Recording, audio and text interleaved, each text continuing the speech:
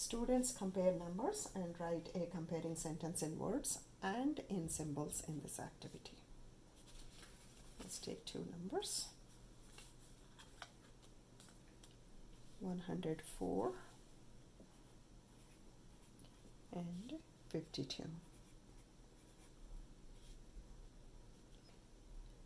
104 has 4 ones, 0 tens and 100. 52 has 2 ones and 5 tens. 104 has hundreds and this number 52 has no hundreds, so 104 is greater than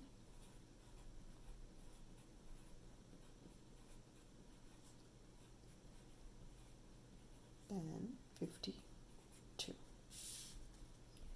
Now comparing with symbols, 104 is greater than 52.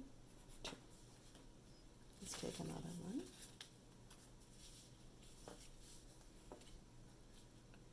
43, 69, 43 and 69. 43 has 3 ones and 4 tens. 69 has 9 ones and 6 tens. Now comparing sentence, 43 is less than 69. And in symbols, 43 is less than 69.